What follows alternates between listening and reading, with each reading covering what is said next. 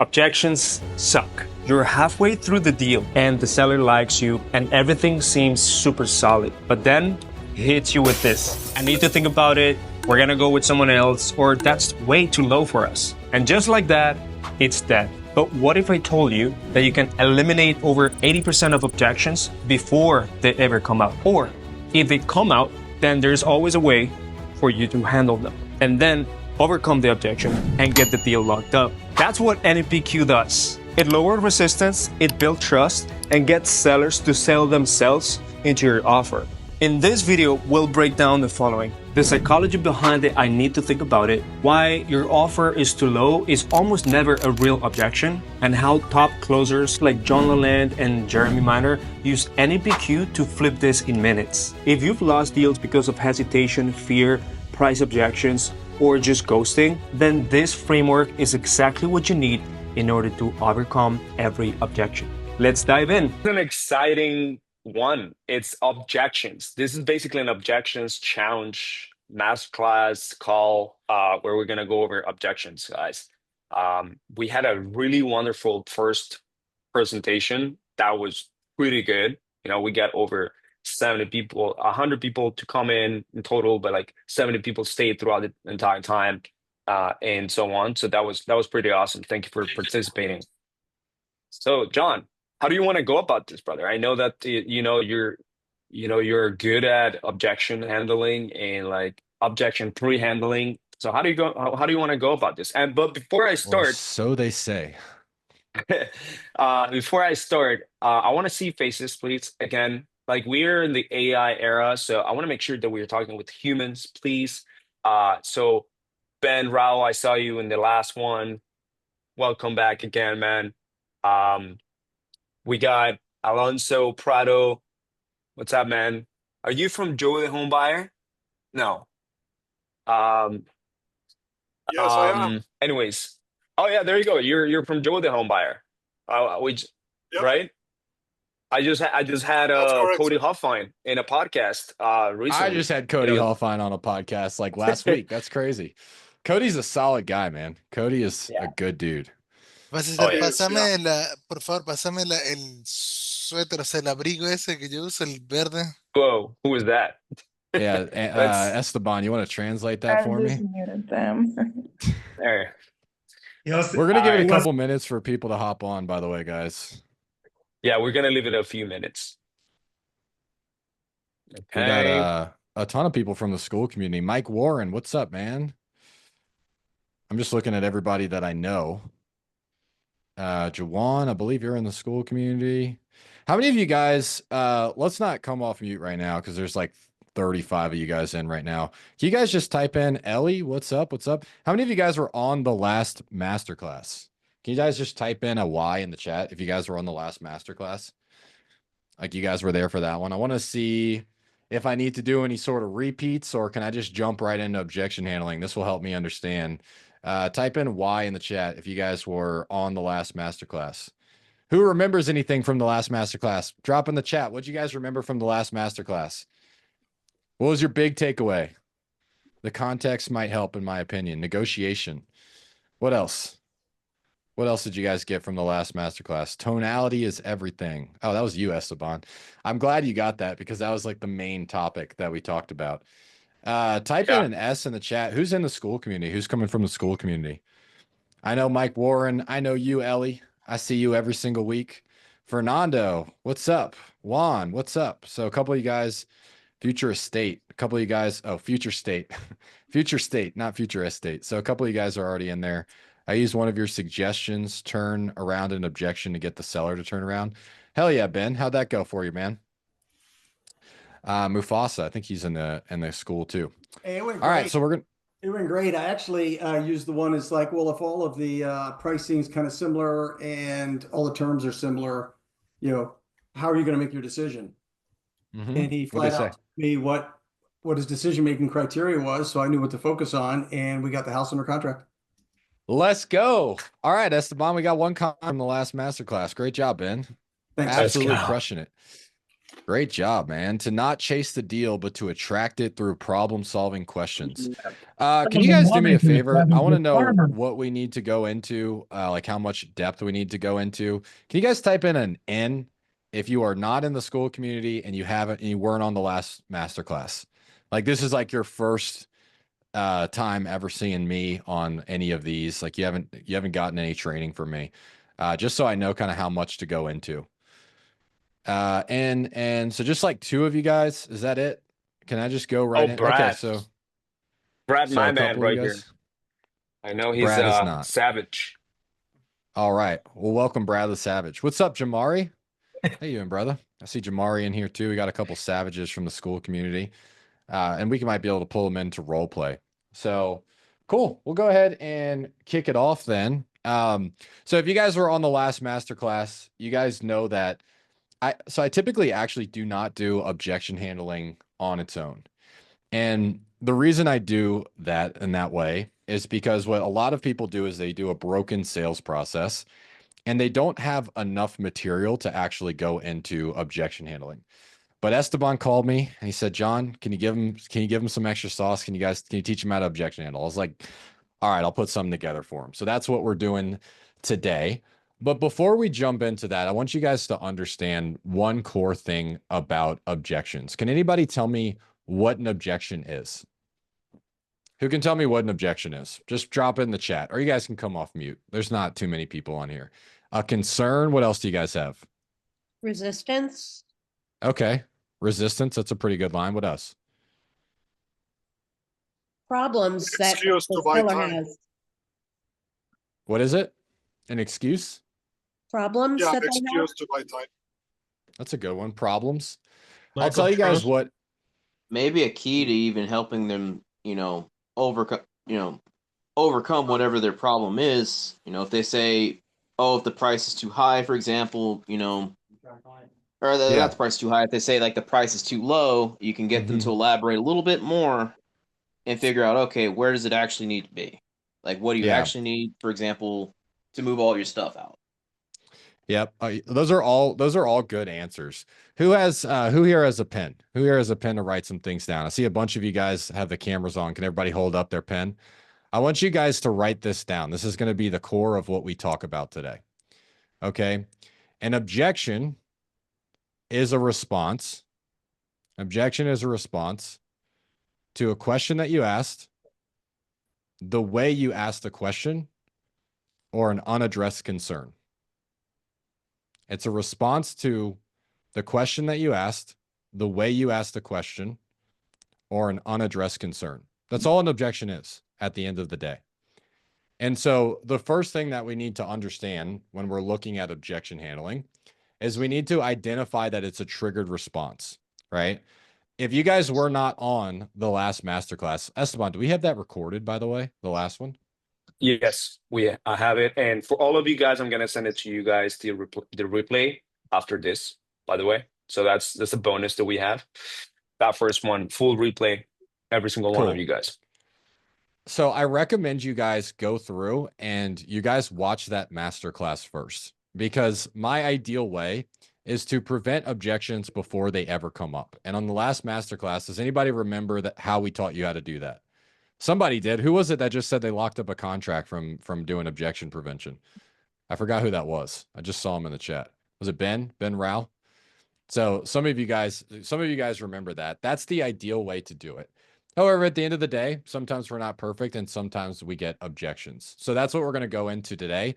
This is going to be super tactical stuff. So I want you guys just super engaged inside the chat, asking questions. If you guys haven't taken your cameras off, I don't care if you're ugly. It's okay. You can come off of the camera and you can show me your beautiful little faces. It helps me see everybody and it helps me interact. All right, cool. See some more cameras on. So first things first, I'm going to go over this mural board. Okay. This mural board breaks down every objection that you can get. It literally, like, I've been doing this. I've closed over $2 million in assignment fees in the last 2 years. I've closed a lot more in my lifetime from that. And I'll tell you, all of the objections come down to this, right? But before we can do that, I want to show you guys something. So if you guys were not on the last masterclass, what we need to be able to objection handle are 4 things. I want you guys to write this down. The first thing is problem. Okay. The second thing is going to be impact. So it's problem impact. I want you guys to write that down. Problem impact. I want you to write down future state and future impact. Okay, so who can tell me, somebody that was on the last masterclass, I know one of you guys just dropped in the chat that your big takeaway was future state. What does future state mean? Somebody tell me what future state means. That was on the last masterclass, or maybe that wasn't. You guys just know, maybe you've been through NEPQ. And you guys can come off mute. We can do this off mute. Don't be shy. What does future state mean?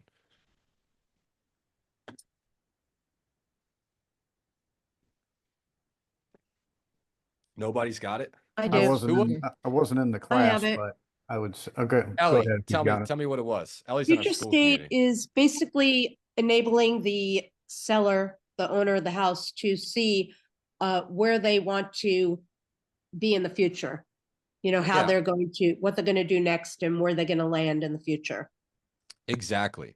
And so there we go. The state of the seller, their expectations. Okay. And so we need to have these 4 things to be able to overcome objections at all. If not, if we're just going through like our basic, and we talked about this a lot on the last masterclass, the basic process that everyone else is going through, right? Ask about the condition of the home, ask about their motivation, ask about their time frame, and then ask about their asking price. If those are the only 4 things you're doing inside of your sales process, if you're not able to get the seller's true emotional impact and their true emotional state, none of this will work. You need this first. None of it will work without that. Okay. And so now that we have those things, we're going to go into what all of this means. So the first thing is there's really 2 categories of objections. The first one is a smokescreen. Now, somebody in your own words, tell me, what is a smokescreen for you guys? Like, what does a smokescreen mean? You guys can drop in the chat or you can come off mute. Seems like you guys are liking the chat a little bit more. It's like a fake objection just to kind of get you off their shoulder. Yeah, it's they don't want to give you the real concern, right? Somebody put, okay, so that was a different thing. So that's exactly right. That's a smokescreen. So how many of you guys, like, type in a Y in the chat, be real with me. How many of you guys get, I need to think about it at the end of your sales calls? Type in a Y in the chat. If you get, I need to think about it at the end of your sales calls, you go, you give the offer, they say, I need to think about it. Who can tell me right now, how are you guys handling that objection? Somebody that's not in school that doesn't already know how to overcome this objection. How are you guys handling this objection? When a seller says, I need to think about it, what are you doing?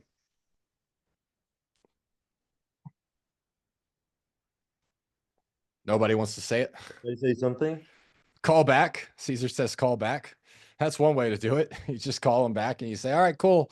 I'll let you know when let me know when you're done thinking about it and I'll give you a call back, right? Do you close deals on that call when you call them back? No, right? So when we're talking about smoke screens, these are screens that the seller is putting up to stop you from getting to the real objection. Now, if we can't get through smoke screens, we're never going to be able to get to the real, price objections, logistic objections, fear objections. We're not going to be able to get to them. All right. So I'm going to break out 2 different types of smoke screens. These are the 2 most common smoke screens. The first one is a think about it. All right. Now, who can tell me when you guys get a think about it objection and you just ask the seller, they say, yeah, you know what, this sounds good, but let me think about it. And you ask the seller, well, what do you need to think about? What happens in their brain? Or think about it this way. If you're going in and you're trying to buy something, maybe you guys are trying to buy a service for your wholesaling business. You tell someone you need to think about it and they ask you, well, what do you need to think about? Like that. What happens in their brain or what happens in your brain? Let me know in the chat. Let's see. Let me pull this back up so you guys can see. No idea. Walls go up. There you go. Tristan's got it. No idea what goes up. So the walls go up. Now, why do the walls go up? Right? Because you aren't breaking the resistance in the first place. So this is the first step to any sort of objection handle. So What I want you guys to do is I want you guys to write this down. I want you guys to write down acknowledge and disarm. Acknowledge and disarm. Who's heard of ABC, always be closing? Anybody heard of that from, yeah, the old way of selling, always be closing? So I want you guys to reframe that to always be disarming. Unless we can learn how to disarm the seller, we're never going to get them to truly open up. Okay. So when we go through and I need to think about it, the first thing we need to do is acknowledge the objection. If we just say, well, what do you need to think about? What do you mean? I thought we covered everything for you. What's going on? They are going to put their walls up. They are going to get resistance.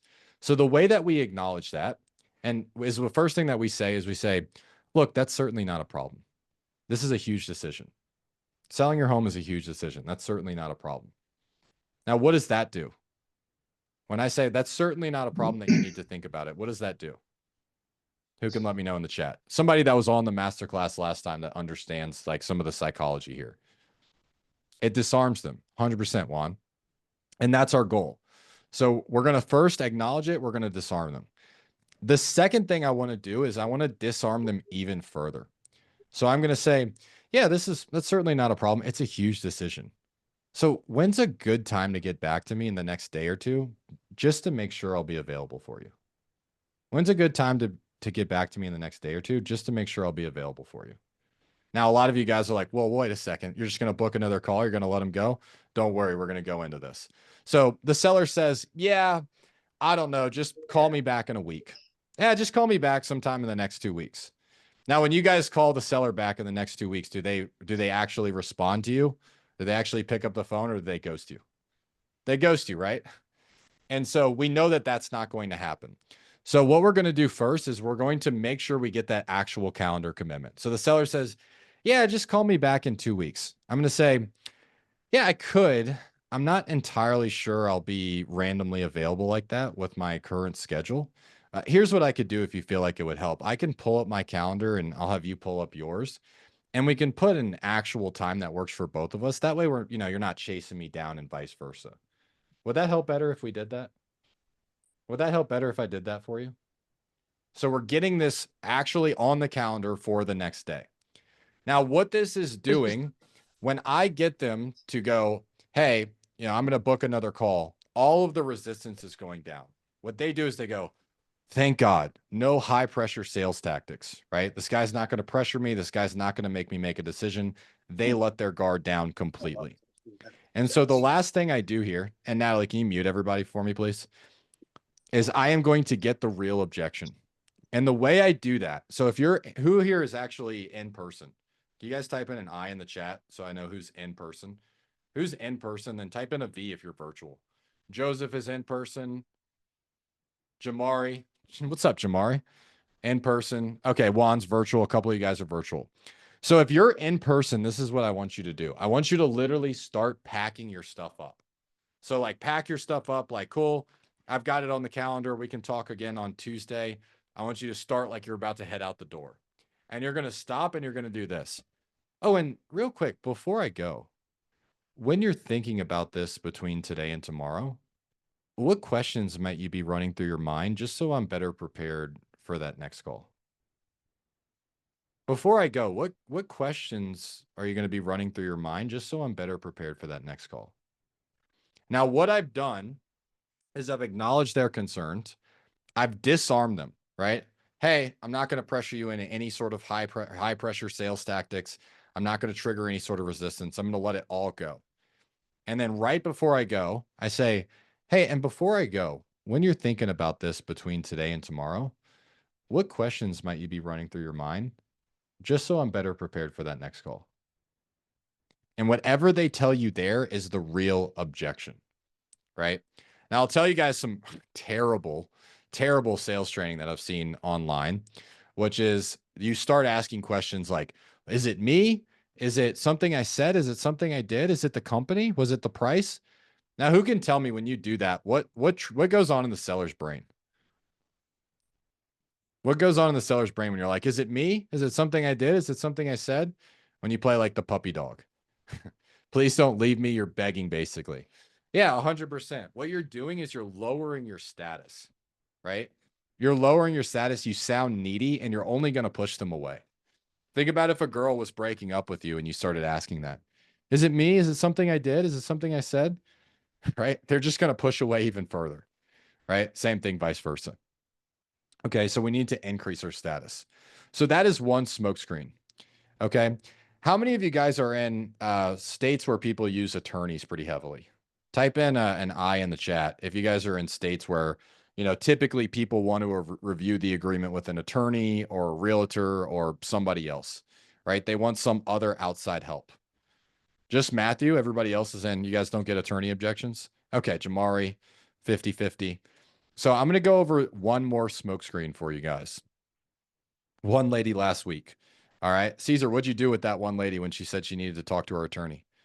Let me know in the chat. I'm going to pull this up and we're going to start going through this. Okay.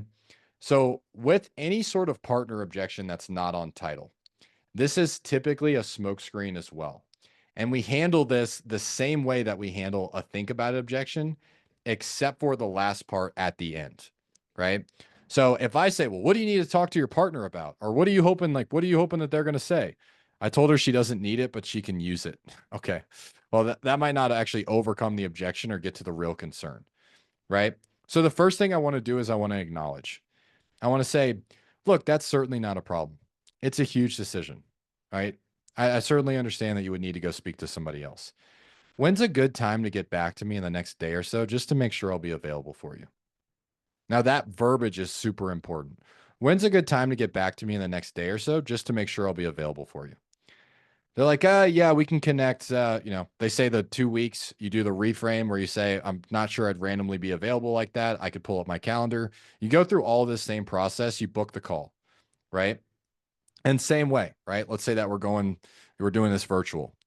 I say, oh, and hey, real quick, before I go, when you're running this by your attorney, what questions are you hoping that they'll be able to answer, just so I can be better prepared for that next call?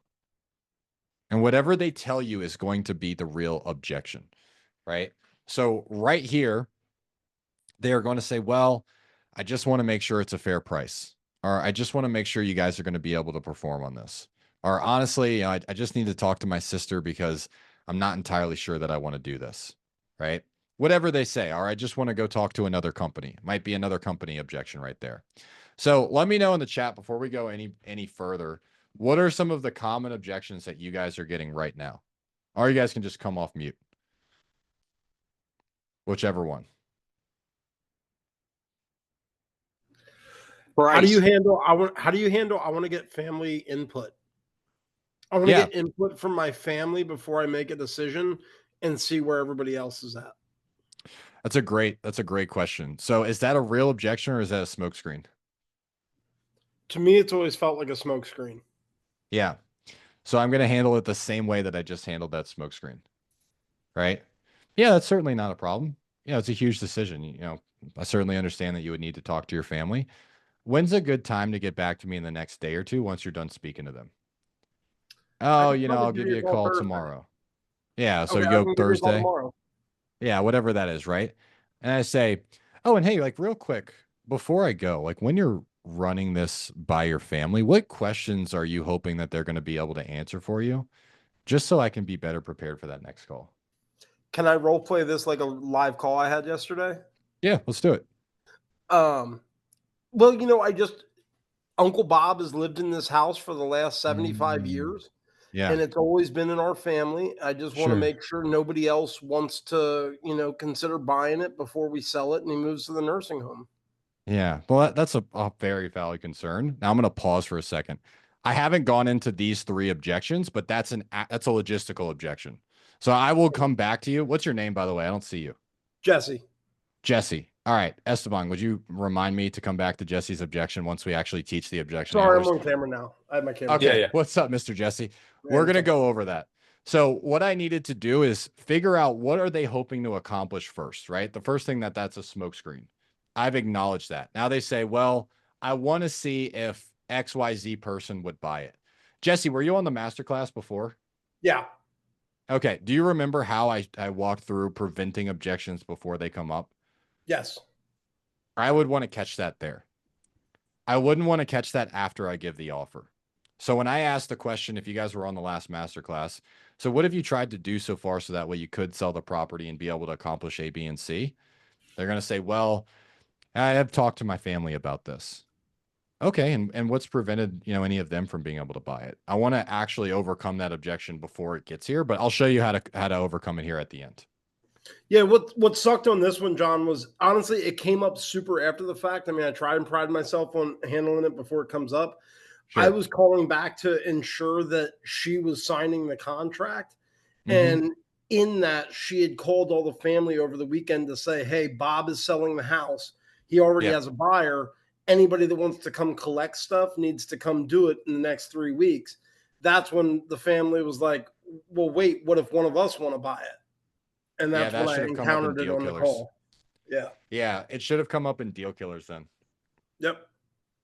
Did you go through the script that we taught you on the last masterclass to go through Deal Killers? I can't say that I went through the exact script, but I went through the same sales process that I've used for 22 years to where I felt like it really caught me off the blue. I was really caught off guard by that because I felt like I had done everything to prevent a deal killer.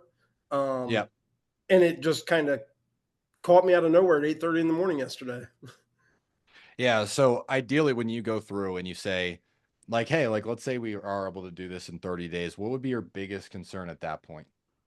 That's when they say, well, just making sure that I get all of my stuff out. All right. What's that look like for you? Oh, we've got a bunch of family members that have been there as well. And I need to go reach out to them. And are they all on board with you actually being able to sell this house with all of their stuff in it? Should be able to overcome there, but I'll show you how to overcome it at the end. Okay. Sure.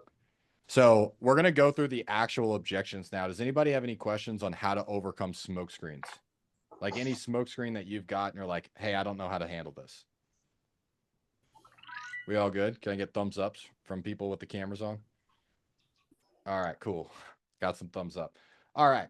So this is not something I've come up with. Shout out to Bill Walsh for breaking this out. He's one of the old NEPQ trainers. There are only 3 types of objections. At the end of the day, there's only 3 types of objections. So somebody, I asked you guys earlier, what type of objections are you getting? Somebody said price too low, low price. I'm waiting for other offers, right? That all comes under the money objections. I don't need to sell. That's not really an objection, right? That might be something that's just a lack of urgency to begin with. I'm going to leave it to my family and let them deal with it. I'll be gone, so it doesn't matter. Okay, those are not real objections, right? These are going to be things that come from a lack of urgency inside of your sales process. And so if you don't know how to build urgency, none of this stuff's going to work to begin with. But when it comes to actual objections, there's only 3 types of objections that you're ever going to get. So I want you guys to write this down. Money, logistics, and fear. Okay, there's money, logistics, and fear. Now, when it comes to money, we're going to cover these one at a time. When it comes to money, the type of objections that you typically get, we break it out into 3 categories. So one is comparison, meaning they want to talk to other companies, right? They're comparing your offer to other companies. One is going to be wants, right? How much do they want more money for the property than you're willing to offer, but your needs actually cover it. And then the third one is logistical, right? When I talk about logistical, this means that the offer that you're giving them doesn't actually solve their problem. Has anybody gotten a money objection that's not one of these 3 things? If so, let me know and I'll tell you maybe how I can relate to one of these. Let me know in the chat if anybody's gotten this because I want to make sure you guys are all following along. Doesn't look like it, right? And so the first thing we're going to go over is multiple quotes, right? It's probably the most common objection that people are getting are the multiple quotes objection. And so when I'm looking at multiple quotes, I'm going to follow the same framework. The first thing I want to do is I want to acknowledge and disarm, and then I want to overcome. But it looks different, right? So the way I acknowledge and disarm on multiple quotes, seller says, yeah, like this all sounds good. I just want to go talk to other companies. Now I need to disarm this. If I say, well, why do you need to go talk to other companies? They're going to raise their guard. So what I need to say is, look, that's certainly not a problem.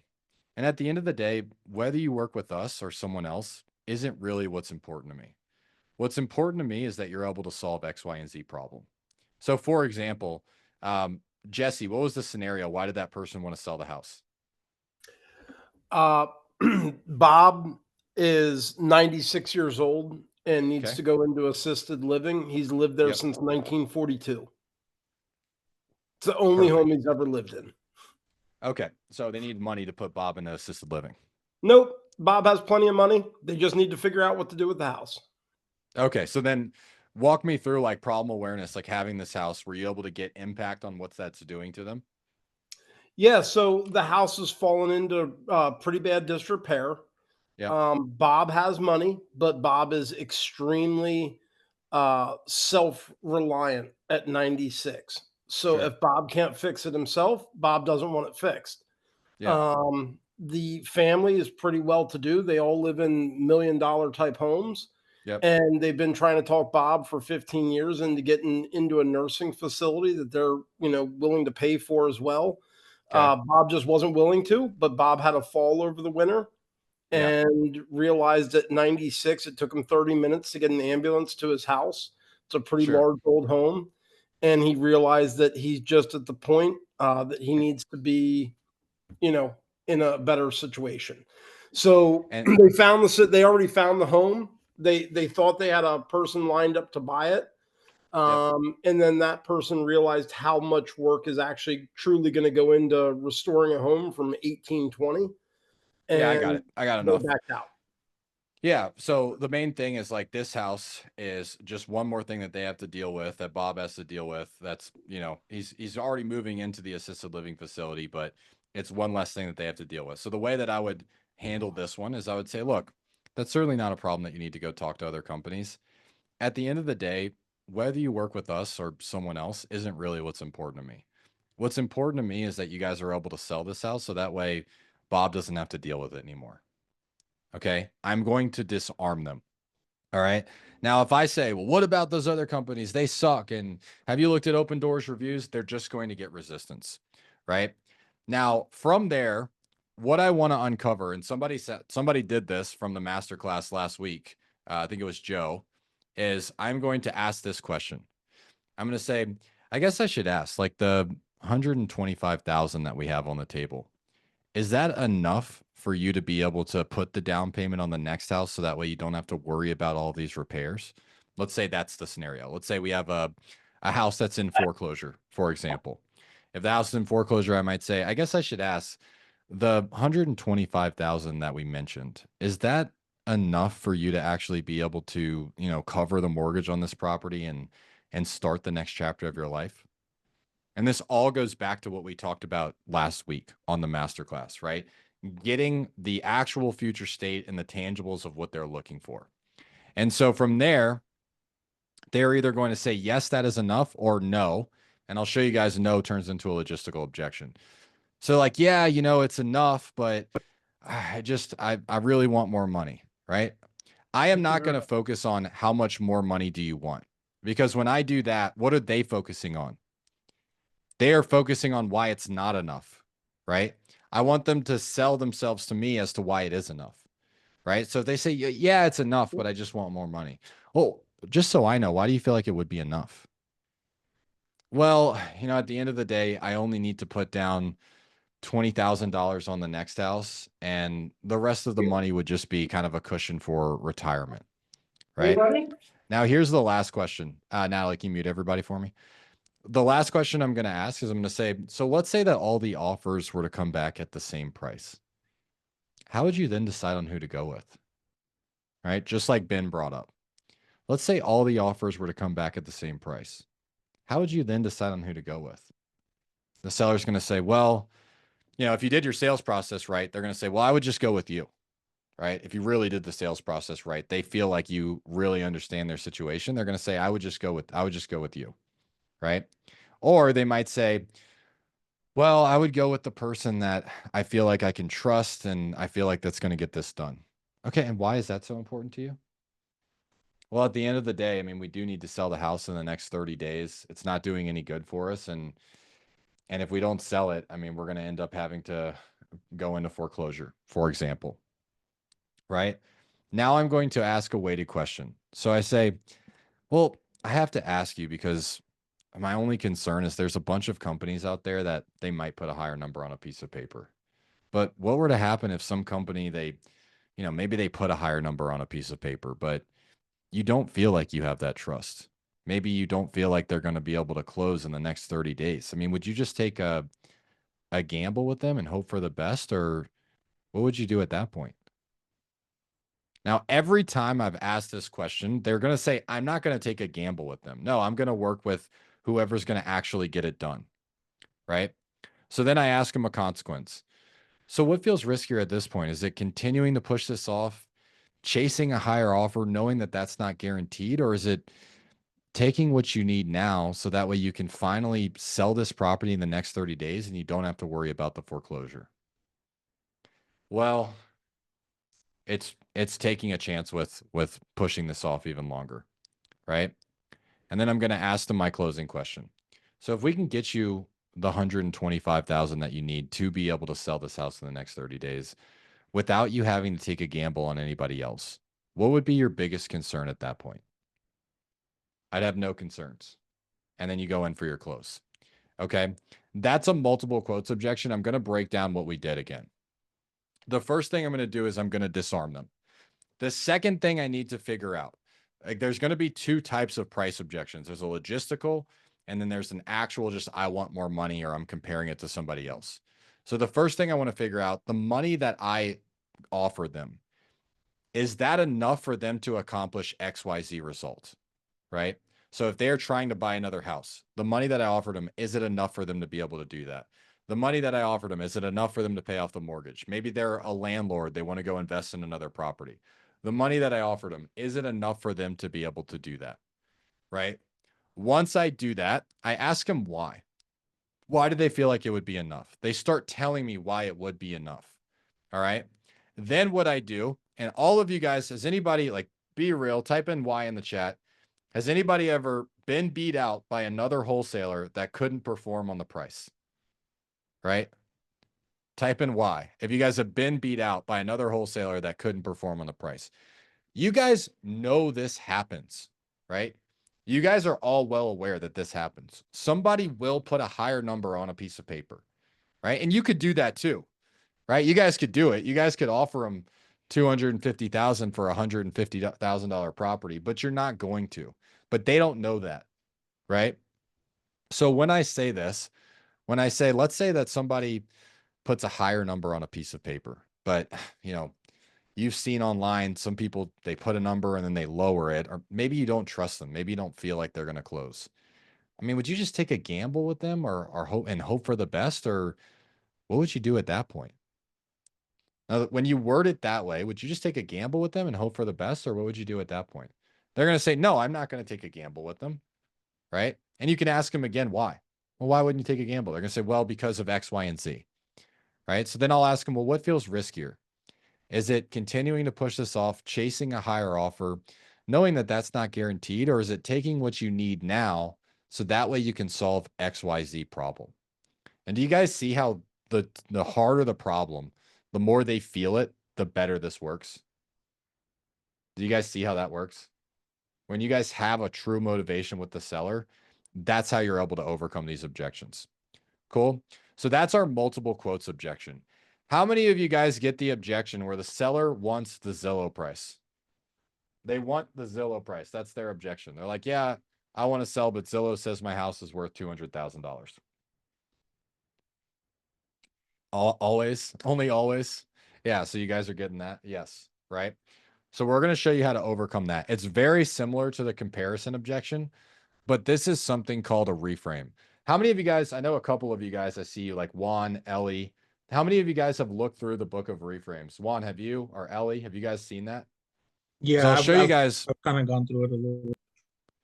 So I'll show you guys what a reframe is and how it actually helps you. So inside Jamari has, so inside of our school community, which by the way, Esteban's giving you guys, if you're not in, he's giving you guys the opportunity to get a 7-day free trial. He just dropped in the link so you guys can follow along with this mural board and you can follow along with the book of reframes. I've also got the entire black book of questions in here. So if you guys want like an actual script to solve these, that's in here as well. right? Everything that we just covered. But what we have here is a book of reframes, right? And so what a reframe does is it fixes a broken mindset. Okay. So I'll give you guys examples.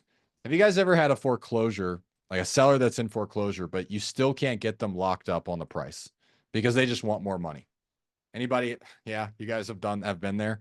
Anybody that's done deals, you guys will find that, right?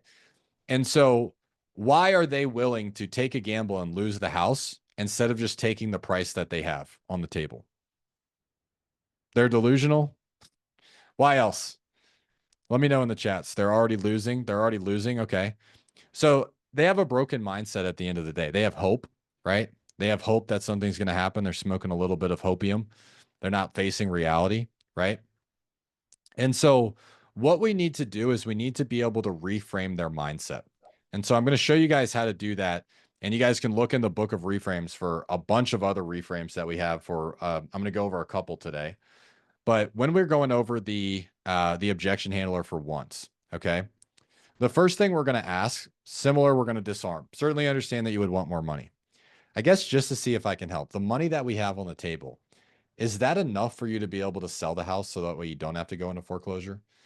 The money that we have on the table, is that enough for you to be able to buy the new investment property so you don't have to deal with these tenants anymore?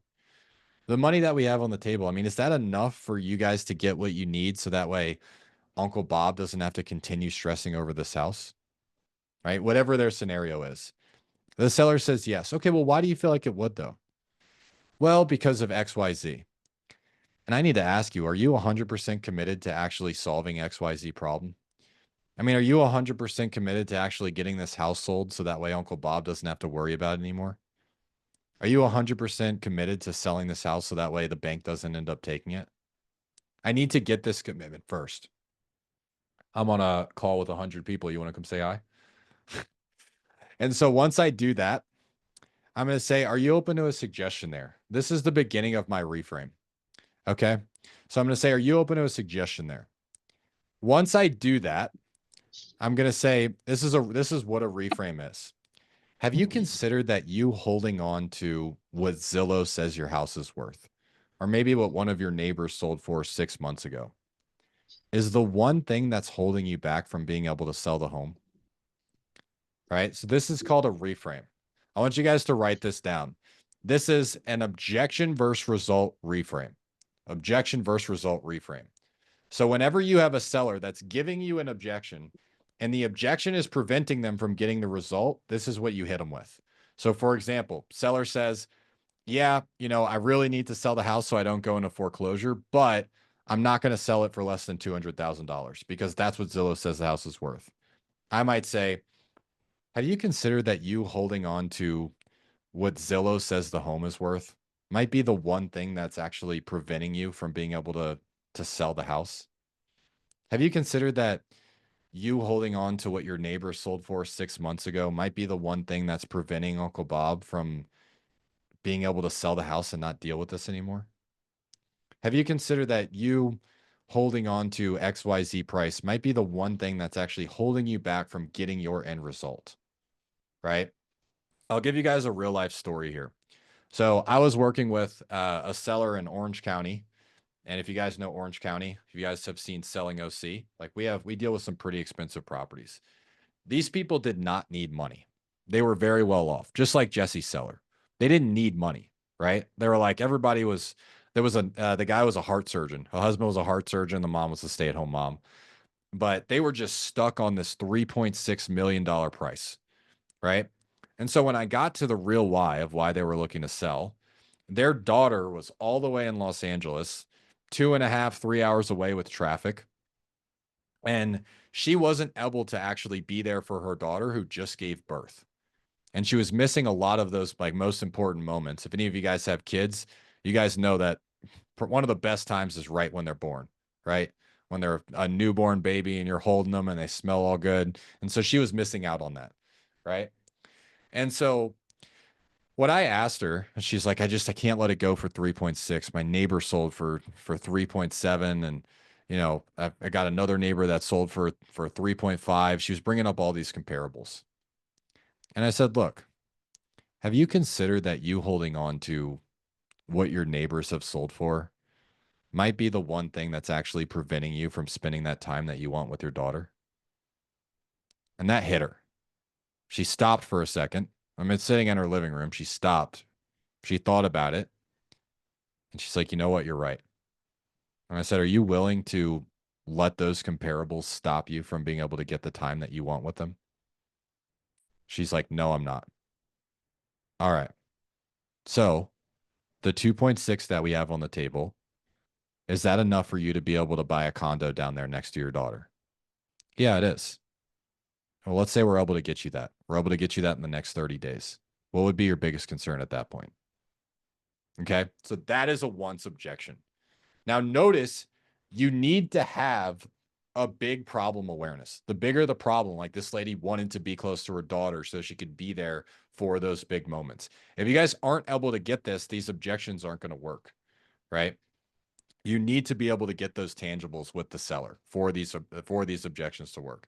Everybody getting that so far? Cool. All right. Now, the last one is going to be a logistical price objection. So let me share my screen again, and we're going to go over a logistical price objection. So what a logistical price objection is when you get their needs, right? So maybe you guys have dealt with this. Let me know in the chat. Type in Y. Shot to the heart. So type in Y if you guys have ever dealt with a seller where you ask them how much they need to be able to accomplish X, Y, and Z. They give you their needs, but it's just higher than your price. You're like, I just can't come up that high. Even their like bottom dollar needs, like you got them super low, right? But their bottom dollar needs are still, you just can't cover them. So like, I'll give you an example, right? I had a seller, an actual seller, another foreclosure, and he wanted to buy a house cash in Las Vegas. He's living in LA right now. He's like, I really want to buy a house cash in Las Vegas. Okay.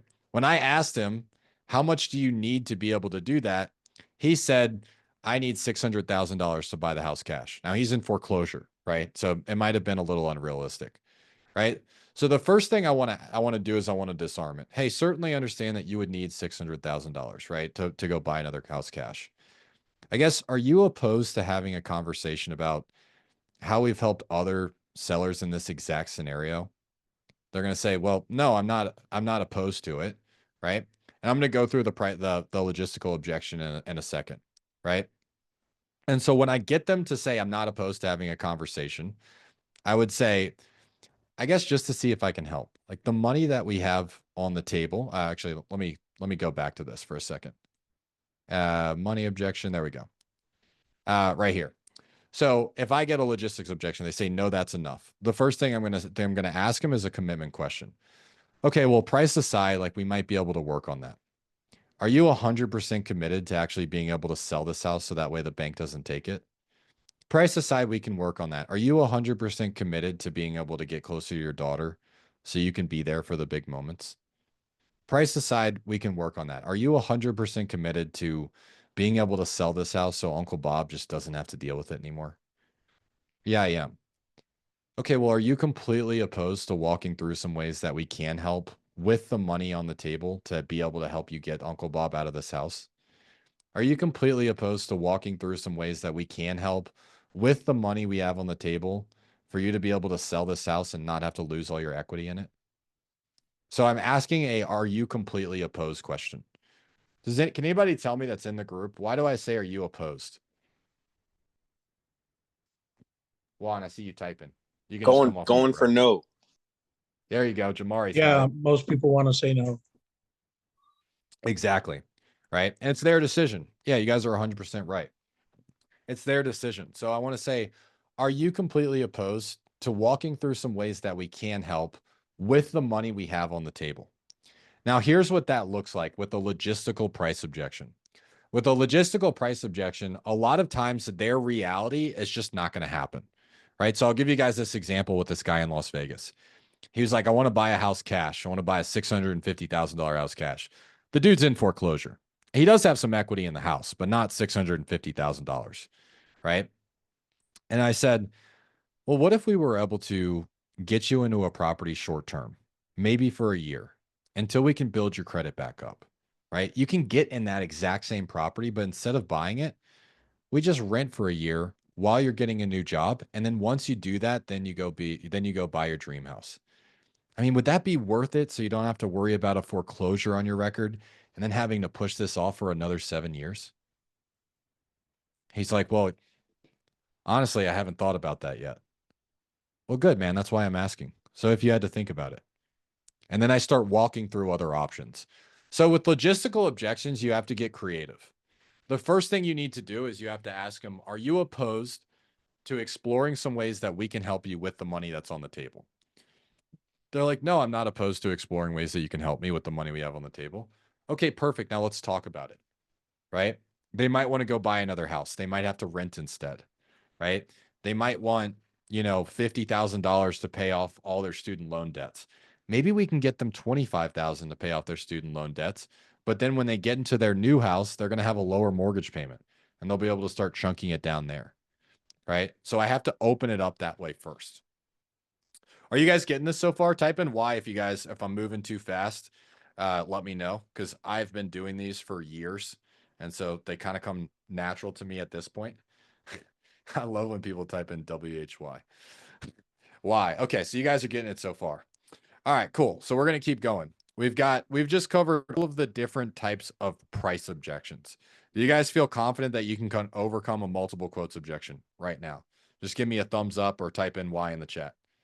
Multiple quotes, you guys got that? What about once, right? When they're giving you objection, I want more money, but I'm not going to sell unless I get XYZ. Do you guys feel like you can reframe that now? Type in Y or give me a thumbs up. Yep. All right, cool. Got some thumbs up. All right, we're going to keep rocking. I want to make sure I'm not going too fast for anybody. All right. Next thing that we're going to go over. So I mentioned 3 types of objections. Who can tell me what the 3 types of objections were? Who wrote that down? We just went over price. What are the other 2? Logistics and fear. Yep. Price, logistics, and fear. Okay. Now, when it comes to logistics, there's 2 types of logistical objections. So Jesse had a logistical objection, right? And we mentioned that we were going to talk about that. If there was somebody else that wanted to buy the property, that's going to be a somewhat different objection. Like, Jesse, now we can come off mute. We can talk about this. Did they want to buy? Did they like say, hey, I'm going to buy it. I'm going to buy it cash, or I'm going to do this in the next couple of days? Like, what ended up happening? You mean with the person that was going to buy it before? No. You said you went to go get the contract. They said, I want to talk to somebody else to see if they can buy it. Was there a concern that somebody wanted to buy it, or what happened? No. I think you misunderstood me. It wasn't anything about speaking to somebody else about them buying it. When they asked the family to come, if they wanted, because I had negotiated it to where we were buying it as is. Whatever Bob wants out, he already has out. So we were just junking out everything else. Yeah. The niece that I was speaking with agreed on price, agreed on terms, and said, I just want to call the family over the weekend to give them a chance to get down here because we were going to try and close it. I told her we could do it within 3 weeks, but I was a cash deal. I flip a lot of properties. So I was buying it myself as a flip with my own money. And she just said, I want to run it by the family, see if they want to come down and get anything. You start working on title stuff. We'll sign the agreement on Tuesday, and we'll hopefully try and get it closed within a week or 2. She talked to the family and let them know that Bob was selling the house. And that's when they said, well, wait, before you sell it to this guy, can somebody in the family buy it? Right. And that's how we got to that point. So how I've handled that, which I'd like to see your opinion on as well, is because I am somewhat fairly experienced with flipping. So I sent her over the scope of work that we had on the property that I had already drafted up, which is $186,000 at my cost. As a person that does this, it's a massive project. And I was like, your family needs to understand that this is a lot more than just a simple renovation. Like, we're talking about an entire gut renovation on a 200-year-old house. And she said that she didn't feel like the family was that serious. Like, they have the ability, the skill, or the know-how, or the money to do it anyways. She just is refusing to commit to sign the agreement until the families told her, we're not going to be able to buy this, which I don't think they're going to be able to. It's who's going to be the ultimate person signing? She is. Niece?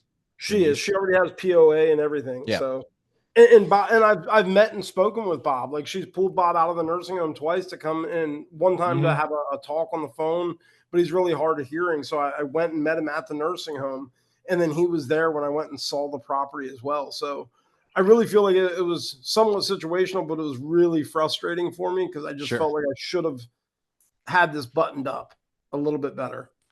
The main thing is overcoming an objection prevention and being able to get the family on the phone. Like, that would be my first one, right? Now that we've gone through and we weren't able to do that, my only issue with the way that you handled it is that might not be the problem that they're experiencing. So if you send them their scope of work and they're like, okay, cool, I could do this, right? At the end of the day, they say, like, I could do this, I could do that. It's not going to be the real problem. And so anytime you're telling, Jeremy always says this, telling is not selling, right? And you've been in sales for a while, so you obviously know that, right? And so what I'm going to do in that instance instead is said, hey, and just so I know, like, you've had this property in the family for a long time. What's prevented them from being able to buy the property in the past? They're probably going to say something like, well, they haven't, I don't think they're serious. I think I just want to give them an option, or you tell me. Everybody always thought it was going to be figured out once Bob died, because Bob's always said he's going to die in that house. Okay. And in your opinion, like, everything that we covered, is that what you're actually looking for? So that way you don't have to continue worrying about this property and you guys can just focus on taking care of Bob? I'm going to act like I'm going to role play the conversation with what you said. No, really, it's just, we know that we need the property gone. It's way too much for us to worry about. We're not in the home renovation business. So why do you feel like you would need it gone though? It's just an extra headache. My husband and I don't want to deal with it. It's 25 minutes away from where we live. And, it's just, it needs to go to somebody else. It's But just what way happens too if, much. like, you go to your family, right? You talk to all of them. They say, oh yeah, I might buy it, but they're not really sure.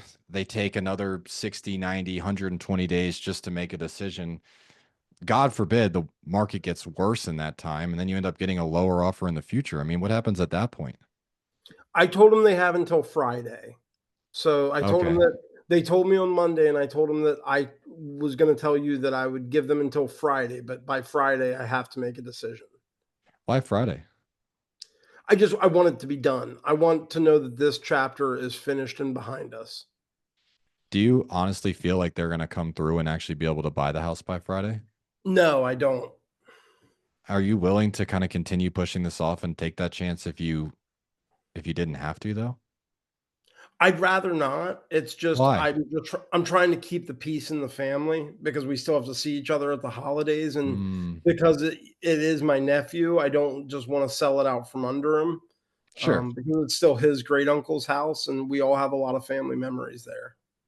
Yeah, look, at the end of the day, like, what's most important to me is that you do keep that peace in your family, that you're able to sell the property, not have to worry about this anymore. But you're going to see your family every single week, and I don't want to break up your family over one transaction. So here's what I would recommend.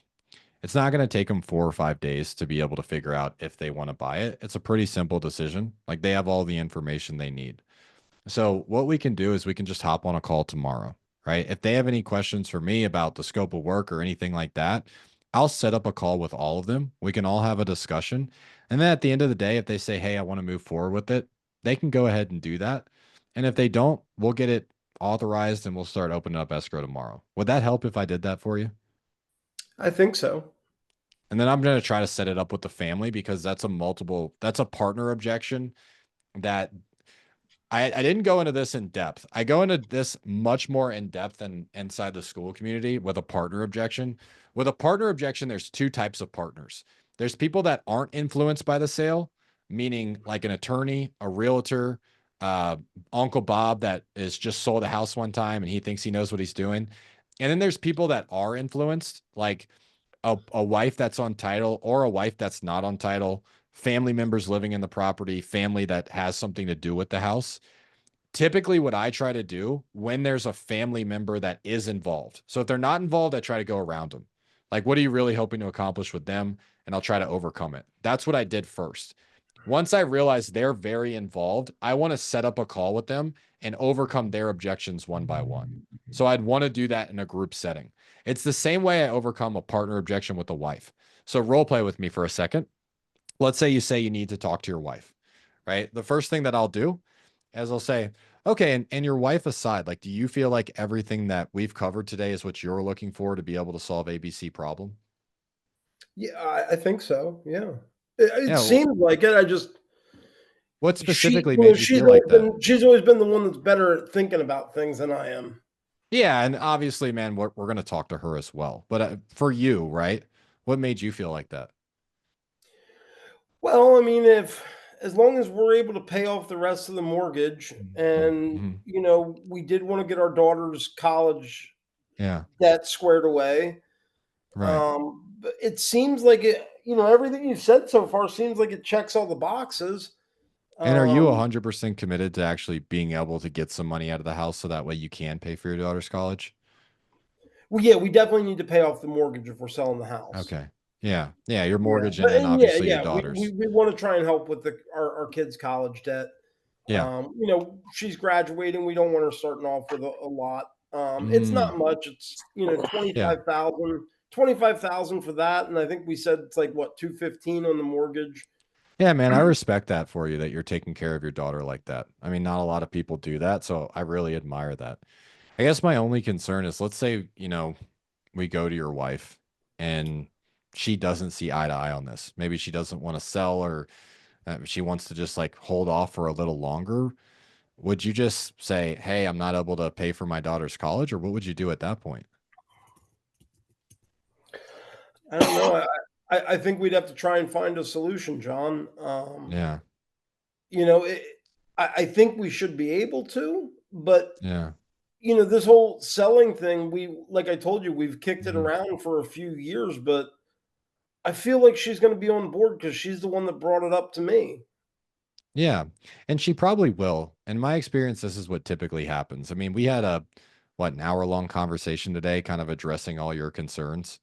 I mean, if Yeah. you were to go to her and kind of relay all this information, if she's anything like my wife, she's probably going to have questions too, right? Oh yeah, yeah. And So here's unfortunately, what I'd probably start losing them after she asked me what your name was.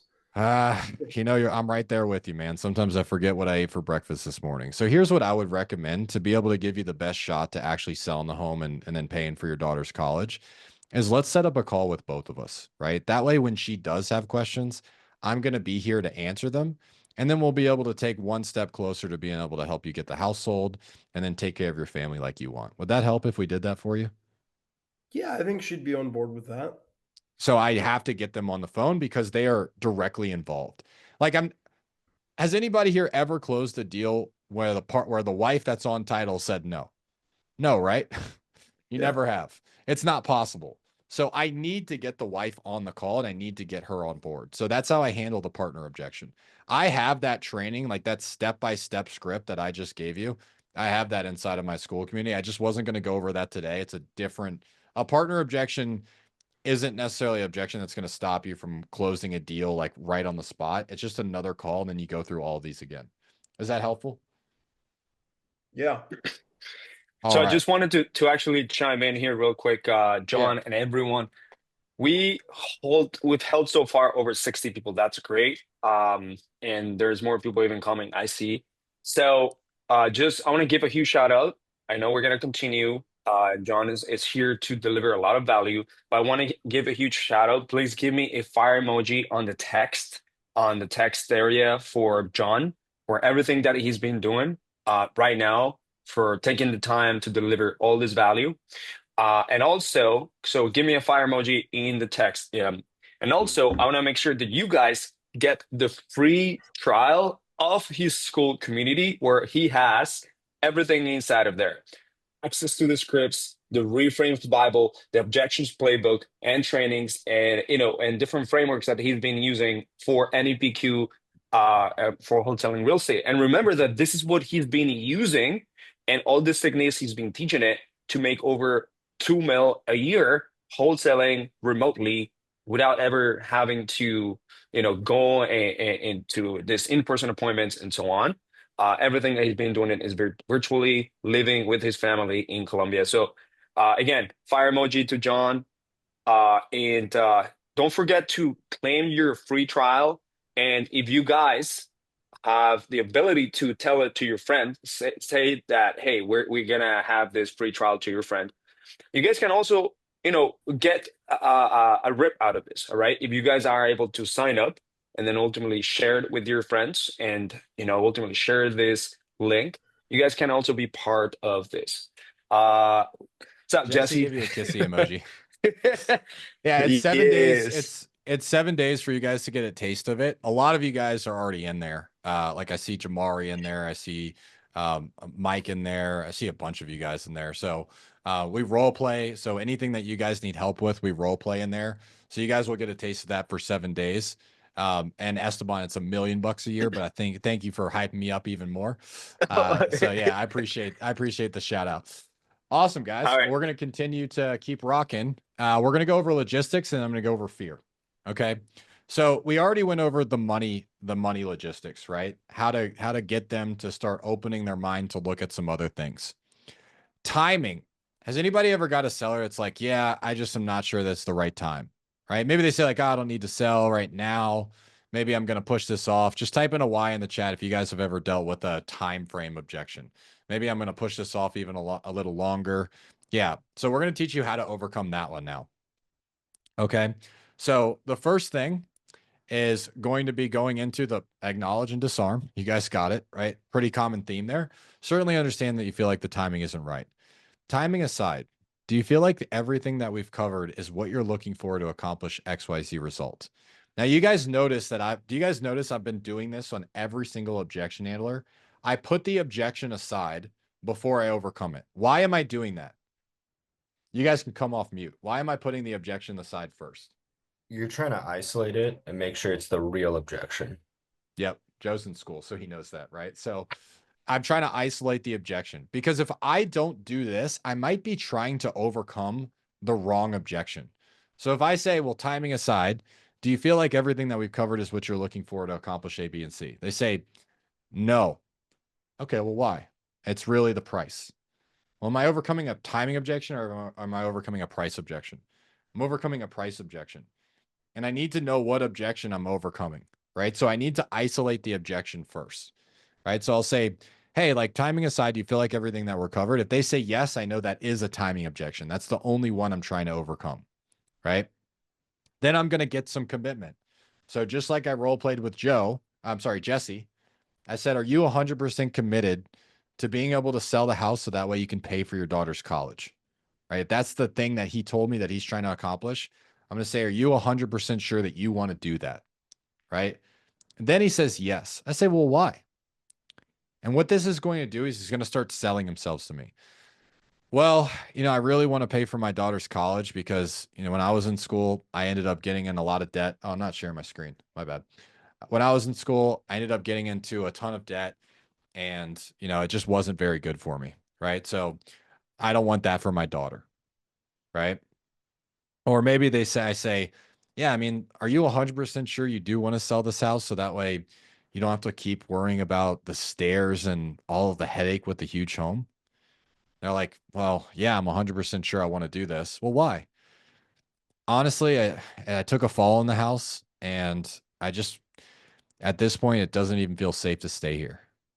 Well, do you want to keep dealing with the house being too big, going up and down the stairs, and taking a risk of falling in the house if you didn't have to? Do you want to keep taking that risk if you didn't have to? They say no, right? And so this is the same thing with like foreclosures or anybody that's saying, hey, this is not the right time. We bring up the problem and we say, do you want to keep dealing with that problem if you didn't have to? They're like, no, I don't want to keep dealing with that problem. All right. Why? Because of X, Y, and Z. So if we could help you get X, Y, and Z result, if we can help you get to the new house without you having to continue to worry about the stairs, and we do that in the next 30 days, what would be your biggest concern at that point? I don't have any concerns. Then we go in for our close. Or they give us another objection and we'll go into the other objection. Cool. So that's how we handle a timing objection. What we're doing is we're bringing back up the pain, Do you want to keep dealing with that pain if you didn't have to? No, I don't. Right? And then I'll ask them why. And they're going to say because of X, Y, and Z. So if I'm able to help solve that problem so that you don't have to keep worrying about ABC problem, what would be your biggest concern? I wouldn't have any concerns, and then we move in for our close. Okay, so that's a timing objection. Any questions on that? Or you guys just type in Y in the chat if you guys got that. And then we'll go into, or come off mute if you guys have questions about the time frame objection. All right, cool. All right, last one we're going to go over for logistics. Let me pull this up. These are the easiest to overcome. So I put this in there just for you guys because I have heard people that struggle with this, but a valid concern is the easiest to overcome. And I'll give you guys an example. One of my acquisitions managers was out at an appointment and the seller was like, yeah, price sounds good. Time frame sounds good. I just don't know how I'm going to get all of my stuff taken care of. Right. And my acquisitions manager calls me. He's like, hey, everything's good, but this guy, I've got Mark on the phone. Mark's just having trouble of what he's going to do with this stuff. I'm like, cool. Are you opposed to having a conversation about how we've been able to help other people? He's like, no, I'm not opposed to it. Well, this is what we've done for other people in the past. We will hire a moving company to come to the house. They just point their fingers. So all you would need to do is sit down in your wheelchair, point your fingers, say, this needs to go here, this needs to go there. And then they'll move some stuff to storage. You get to keep some stuff. And then whatever stuff you want to throw away, they'll throw away for you too. If we were able to do that for you, what would be your biggest concern at that point? He goes, man, if you guys were able to do that for me, I wouldn't have any concerns. And we locked up a $40,000 assignment just like that. So with valid concerns, it's really simple. It's a simple process. I'm going to walk you through it. So the first thing we want to do is clarify. So a lot of times these start vague, right? And so this might start with, and this is where I thought Jesse was going to begin with. This might start with, well, there's just a lot of stuff in the house and we have a bunch of different family members that need to get stuff out. Okay. When you say there's a lot of stuff, how do you mean? Well, we've got, Uncle Jerry that has his collectibles in there. We've got Aunt Lisa that has this stuff in there and they have all this stuff to take care of. Okay. And how much time do you feel like they're going to need to be able to get all of that stuff out? Well, I think they're going to need X, Y, and Z. Well, here's what we've done in the past. What we've done is we've given the seller an extra 30 days to be able to get all of that stuff out, right? And then what that allows them to do is just figure out, hey, I'm going to take this, I'm going to throw this away, and this is going to go into storage. And then at the end of the day, if you needed more time, we could always give it to you. But if we were able to do that for you, we're able to give you some more time to get all of your stuff out, what would be your biggest concern at that point? And then they say, well, I wouldn't have any concerns. And then you just go in for your close, right? They all end with that. So it's really simple. I say, I clarify the concern, whatever it is. I say, are you opposed to having a conversation on how we've been able to help other people? I give them a story of how we've helped other people in the past. And if you guys don't have a story, you can just say, hey, like, here's what we could do, right? We could do X, Y, and Z. If we were able to do that for you, what would be your biggest concern? And we move there until they say, I have no concerns, right? Once they say, I have no concerns, we're good. We're ready to rock. Cool. Any questions on any of the logistical objections? We talked about 3 types of objections: money, fear, logistics. We've covered money and logistics. Type in Y in the chat if you guys get logistics now, so I know if I'm ready to move on. All right, cool. You guys are ready to rock.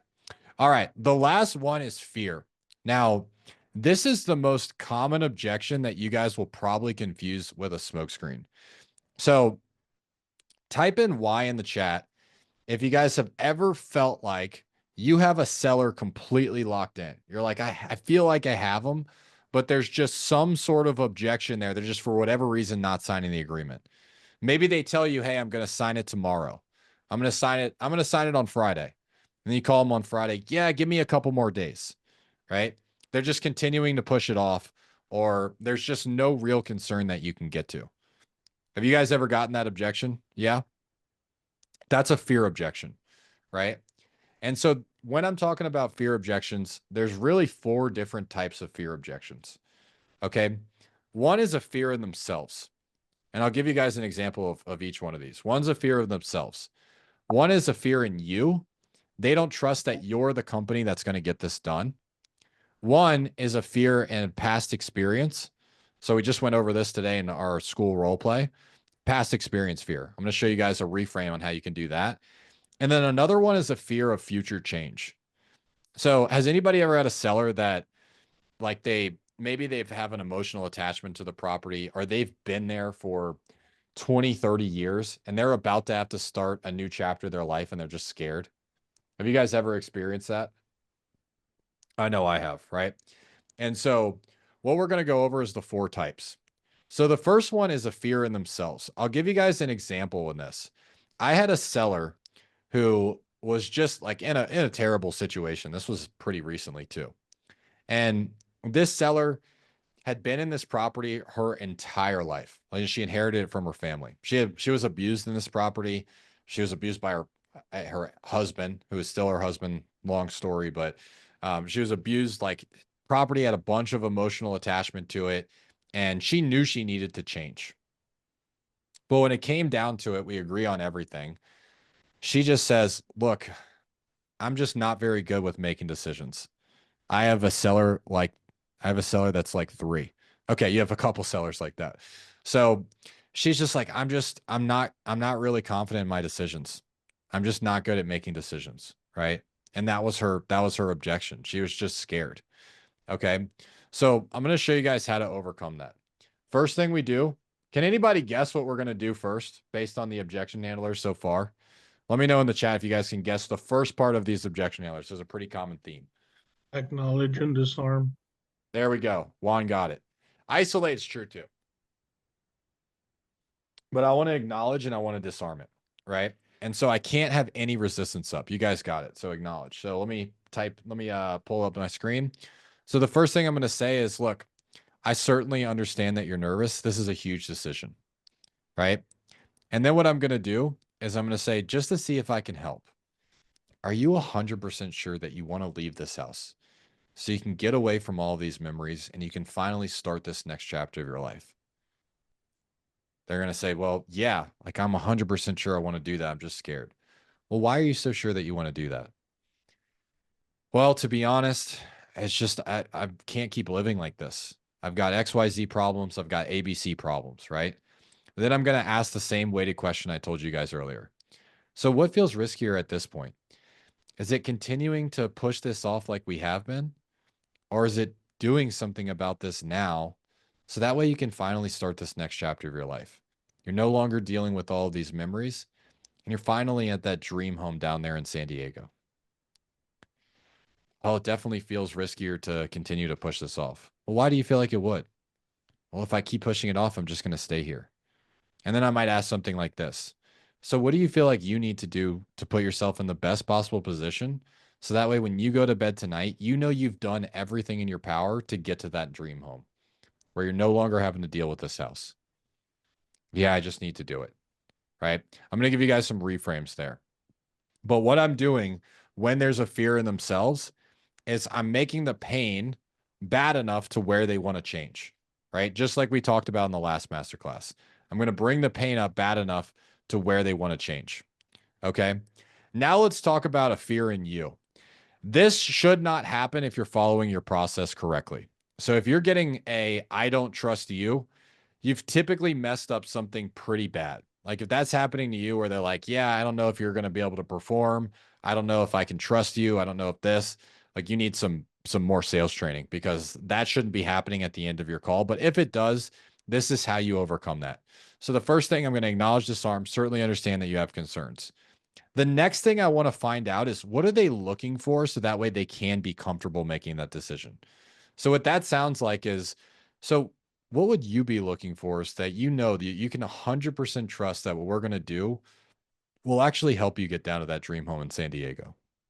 What would you be looking for so that you can 100% trust that what we're going to do is actually going to help you be able to accomplish XYZ result? Now, you guys tell me, what do you think people typically say here? What are they looking for? Let me know in the chats. If you guys have ever asked this question, what are they typically looking for? Reviews, price. Let's say that this would be like price is already covered, Jeanette. We would already have price. Unless you're talking about like a down payment, results, fast, good offer, referrals, past results. So these are all generally, your guys are right. Those are all typically things that the seller is going to be looking for. They're like, well, I guess I would just need to see like some testimonials from your company. Maybe I'd want to talk to somebody. And so what I'm going to do is I'm going to address those concerns there. Right? I'm going to say, okay, so let's say that we're able to show you all of that. We're able to show you the reviews. We let you talk to our escrow officer that we've closed hundreds of properties with. If we're able to do all of that, what would be your biggest concern at that point? I wouldn't have any concerns at that point. I'd be ready to go. Right? Okay, well, what would you want the next steps to be? Yeah, let's sign an agreement. So I'm just finding out if there's a trust issue, there's something that they feel like they're missing, right? There's something, maybe they feel like something's off, but there is something I can give them to help overcome that. Okay, so that's how I overcome a fear objection. Their fear is in you. They don't feel like they can actually trust you. Now, the last one, we're gonna go to reframes here. Okay, so I'll actually just role play this one. Who wants to role play with me? Joe, can I borrow you? I don't know if you're still on, or Jamari. Jamari, you want to role play with me? One of you two. You're both there. Yeah, let's go. So, well, I'll use Joe since he came off mute first, right? So, has anybody ever? I think somebody has just mentioned that they dealt with this. Have you guys ever dealt with a seller that didn't want to sell to another wholesaler because they've been burned in the past? They're like, oh, I've already worked with another company. You guys have all dealt with that? Yeah. So I'm going to show you guys how to overcome that with something called a reframe. This is in the book of reframes that I mentioned earlier, right? So the first thing I'm going to say, if you want to just role play with me, Joe, is I'm going to say, yeah, I guess, are you open to a different perspective there? Wait, real quick. Are you saying like as if I just said the objection that? Yeah. You said that I'm not going to sell to you. I've already sold to a wholesaler in the past and it didn't work out. Right. Okay. Now in this, I say, okay, other than that, like, do you feel like everything we covered is what you need? They said, yes. They said, I'm already, I am 100% committed to changing this. I've already covered all that. Right. So that would be the first part of this objection. Now I'm going to say, okay, well, are you open to a suggestion there, Joe? Yeah, I guess. Why? What's up? I'm curious. Are you married right now? Yeah. And have you ever had girlfriends like before your current wife? Yeah. Yeah. Probably a couple, huh? Might not speak of that, but yeah. We won't speak about it too much, but man, what were to happen if, because one of those relationships didn't work out, you would have just swore off dating forever? You would have swore off ever meeting somebody. Would you ever have met your wife?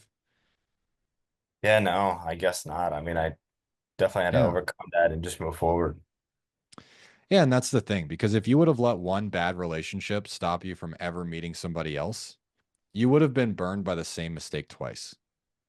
Right? So not only would you have been burned in your first relationship, but then you would have been burned from ever meeting your dream woman who you're with right now, right?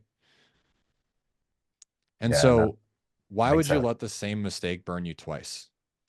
Have you considered that just because one company wasn't able to perform doesn't mean that they're all bad? No, you're making a good point, and I hear what you're saying.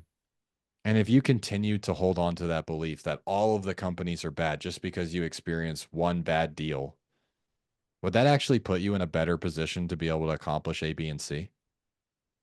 Yeah, I mean, I just want to get this done, even though I'm scared that that might happen again. Yeah, and that's certainly understandable. So what would you be looking for so that way you know that in the next 30 days, this house is going to be sold? You no longer have to deal with ABC problem and you can finally get to XYZ result. Yeah, I guess just knowing that, you guys have done this in the past, done it a lot of Mhm. times, and maybe, have client testimonials or Okay. reviews I can look to. Yeah. And let's say I'm able to show you all of that, right? Let's say I'm able to show you the reviews. I can send you some past deals. We're able to take care of all of that for you. What would be your biggest concern at that point?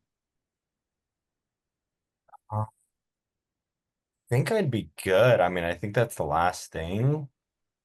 Okay. Uh, What would you yeah. want the next steps to be then? Yeah, I mean, I guess at that point, if you can get me those reviews, I can, look that over and talk with, your escrow company like you were mentioning before, I guess. Yeah, how do we get the process started then?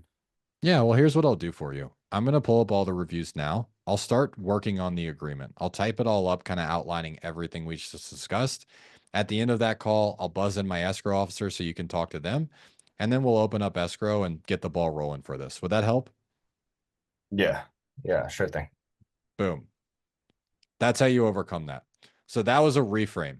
So basically what I did, and some of you guys have maybe experienced this, you're letting one mistake stop you from getting an end result, right? And that's a reframe there.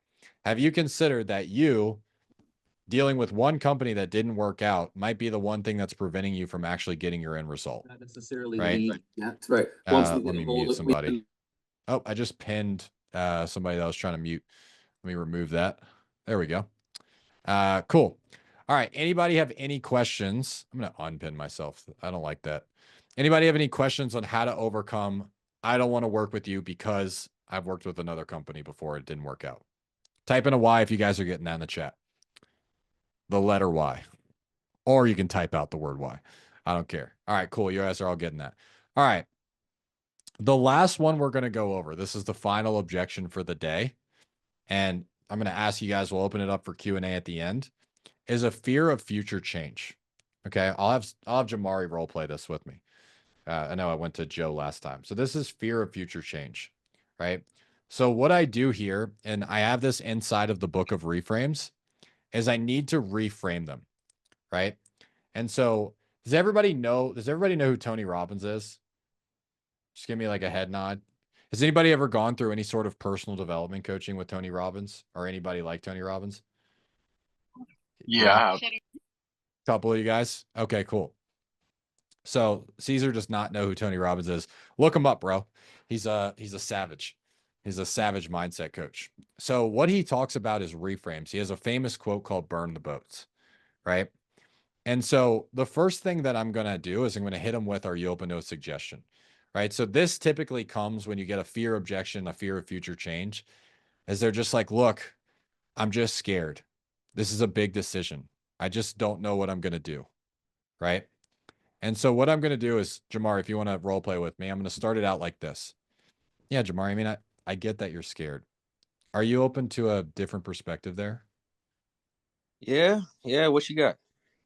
Have you ever heard of the saying, burn the boats? Yeah. Yeah. I think I did. I heard of that. Yeah. What does that mean to you? That's like at my last job, I quit, but I didn't have nothing lined up. So I was just like, burn the boats. Yeah, a lot of people think it means just like getting rid of all of their options, but Yeah. when the Vikings used to go and take land, that's where it comes from. Vikings used to go and take lands. They used to torch the boats behind them. Now, why do you think they did that? So the enemies wouldn't get them. It's because they knew that what they wanted was in front of them. Now, that's the first thing that we need to figure out. So are you 100% sure that you want to solve this problem so you don't have to continue to deal with ABC? Yeah, it's no turning back, man. I gotta do something. Why? Because man, I have to sell this property because I'm gonna lose out on my earnest money, man. I gotta move on. Yeah, and so you not signing is your boats, right? That's you having an option out. But you know what you want is in front of you. So what do you feel like you need to do today so that way you can burn those boats? And you know that the only way in front of you is forward. Well, gotta sell this property, man. All right. Are you ready to do that now? Yeah, let's do it. All right, well, here's what I'm going to do. I'm going to type up an agreement outlining everything that we just discussed. All right, and I'm going to go through the rest of my closing. Okay, so that is a burn the boats reframe. That is what you're going to use when you need to get people to commit to something. So we've got tons of different reframes inside of our group for here. I'm going to open it up for Q&A for whatever questions you guys have now. Those are the main objections. You guys can let me know if you've got one that's different. Is he still doing the walking on Cole's Hot Challenge? I have no idea. But we're just going to open it up for Q&A for whatever objections, whatever questions you guys have regarding objection handling. Type in a Y in the chat really quick. Just let me know who's getting all this stuff. Who was like, yeah, I got it. Because I've never done one of these, just objection handling before. And so I need to know if I need to go back. Okay, you guys are all getting it. Cool. Let's open it up for questions. What questions do you guys have?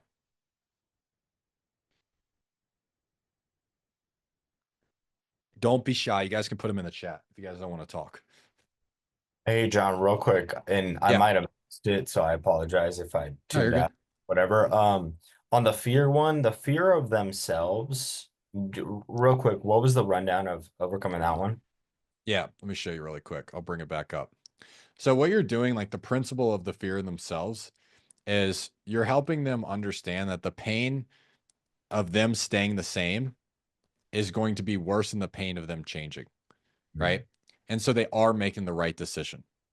Okay, so I'm going to ask them, are you 100% sure that you do want to accomplish XYZ result? They might be uncertain about their own judgment, but they are sure that they do want to change, right? Then they're going to say, well, yeah, I'm 100% sure. I'll say, well, why? They're like, because, once I get to that new property, I'll have A, B, and C and X, Y, and Z. They're going to start telling you. And then I'll ask them, well, what feels riskier? Is it continuing to push this off, continuing to doubt yourself and doubt your own decisions? Or is it doing what you need to do today so that way we can start that next chapter of your life? And that's how I close that. Gotcha. Awesome. Cool. What other questions do you guys have?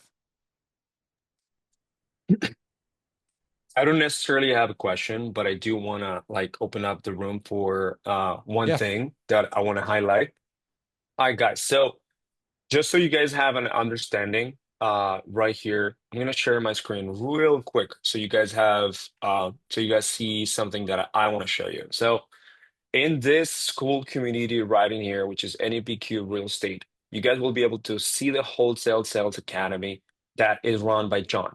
And in here, you guys once you guys sign up for free on the trial, you'll be able to see the resources and trainings that we've been mentioning, such as the playbooks right in here, with reframes, book of questions, book of objections, and so on. And that are highly, highly, highly valuable because it's everything that we've covered in these master classes. I'm going to send you to every single one of you guys the recording of each masterclass for sure after this, because you guys assisted to this one. So I appreciate you. And also, I want to be able to show you guys something that you guys can also have access, because you guys come from John, because you guys come from Remote Latinos, Hustle Media, or what used to be called Liberty Leads. Now I want to show you guys the new way that we actually are getting high quality leads. And the reason why you guys can get high quality leads and ultimately afford them is because you have developed your sales skills, right? So I want to show you here a new product that we ultimately just recently launched. And our new product is called GetSellers.io, whereas instant, exclusive, motivated sellers and appointments as a pay-per-lead or pay-per-live transfer. So you guys will have a dashboard, something similar to this, where Did you say pay per live transfer? Like you can literally pay-per-live live transfer? Damn, Yes, nobody's doing all that. of That's them. sick. Yeah, from Google and Meta. Obviously the first tier is Google, PPC, and Meta. So you guys will be able to see, for example, the contracts that are happening right here. For instance, these are all contracts that are happening from clients and so on. Have a little bit more of details of every single contract and so on. This is just a mock-up, obviously. The appointments that we're setting up every single day and so on. So you guys will be able to have that information and every single lead and so on in a live way, in the live feed, and obviously all the leads as they come in. And a lot of the different features and benefits is that we play towards conversion. So if, for example, if you're taking way too long to respond, like we're gonna call you out, right? Like a lead is becoming way too cold at that moment, and we're gonna give you the resources that you guys need ultimately to increase your conversion based on these leads that are coming in from PPC or Meta advertising and so on, right? So this is what we ultimately are going to see. This is just a mock-up, but this is like the new product that we ultimately are just delivering for you guys. After being 5 years in the game, I want to develop this technology so you guys can have it. Okay. That's sick, But dude. then again, this combined with the Wholesale Sales Academy, there's no reason why you guys wouldn't be able to get, just like Watson saying, 1 out of 14 leads to a contract and ultimately close more deals. So I'm gonna drop you guys the link to both right in here, right? In the chat, so you guys can ultimately have that in here. So here's the school right here, School Academy. And I'm gonna also drop the link to GetSellers.io just so that if you guys are interested, just in case you know, just so you guys know, the markets are exclusive. So it's two markets. Sorry, it's two people per market that we ultimately give. So we're not allowing everyone and their mother in every single market, so it doesn't get overpopulated. And every cost is fixed. So that you're not doing the bidding wars between other people, and then ultimately the lead quality just gets diluted. No, we're just doing exclusivity, and price cost is going to be fixed. So that's my announcement, and yeah, so you can Dude, continue, that's John, with the sick. Q&A. Thanks, Yeah, we'll brother. continue to go into Q&A, but that's insane because like as you guys know, if you guys are buying leads from like motivated leads or property leads, you end up having and if you're in a competitive market, you end up having to pay like $650, $700 a lead. Like SoCal, it's insane. We're paying $750 a lead. But to get PPC leads, I'll tell you guys like my personal conversions right now with PPC leads, we're closing 1 out of 12. 1 out of 12 of all of our PP like raw leads, 1 out of 12 raw leads to deal is turning into it. It's just a combination of it's a super simple business, wholesaling.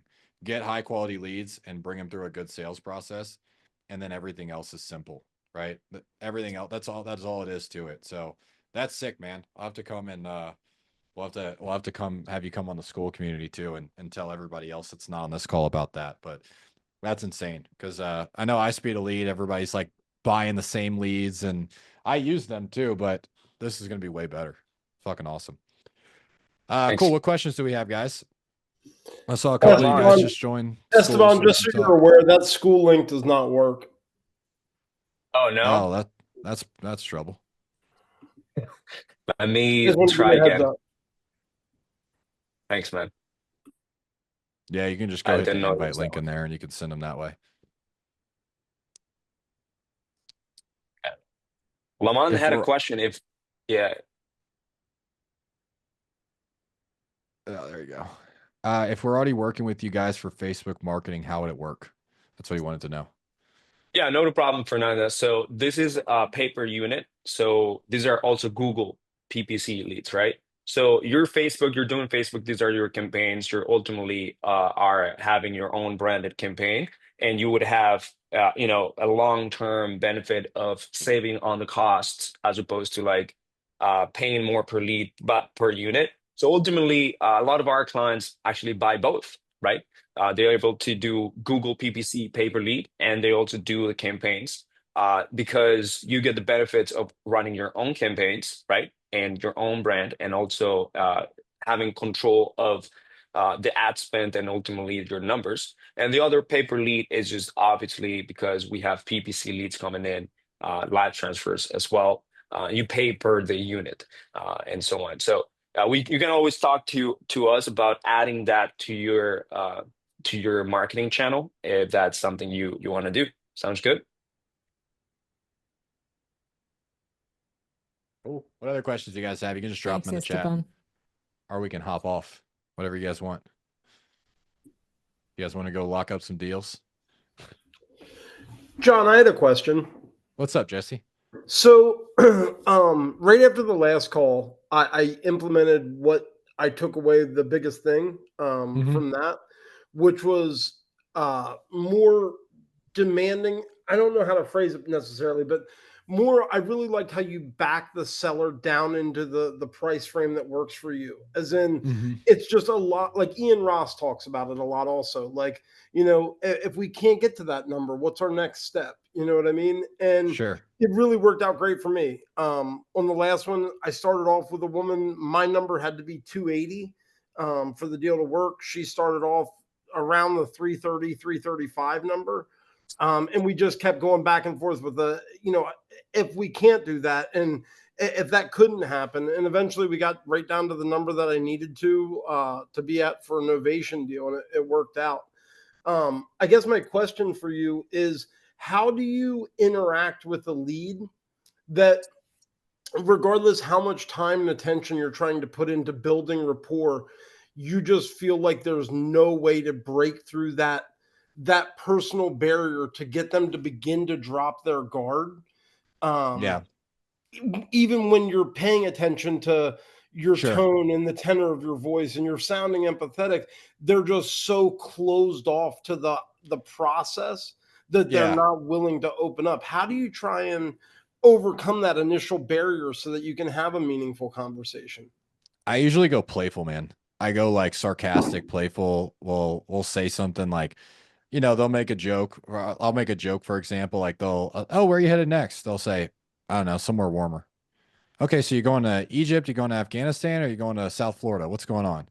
And they'll like just, if I can get a chuckle out of them, then typically that will lower their guard. So I'll hit them with some sort of playful tonality, some sort of sarcasm to get them to break that resistance. Whenever people are resistant, as soon as you can be sarcastic with them and show them that you're human, a lot of times that breaks the resistance, right? That's my first go-to. Now, at the end of the day, like you've tried all those attempts, I'll go straight to those needs, anchor, consequence. And I'll just say, like, all right, well, let's just cut to it, man. Like, how much did you actually need to be able to go buy that next property in South Florida? Oh, I need this. All right. And if all the investors come back, they come back lower than that, right? To come back at 180. Would you still be able to buy that next house? And so the way you word that is pretty important of would you still be able to? Because I think one of the common mistakes I see people make is they get the needs, but then they say like, let's say that all the offers come in lower than that. What would happen? Or what would your next steps be? Right? Like too vague. Would you still be able to do X, Y, and Z?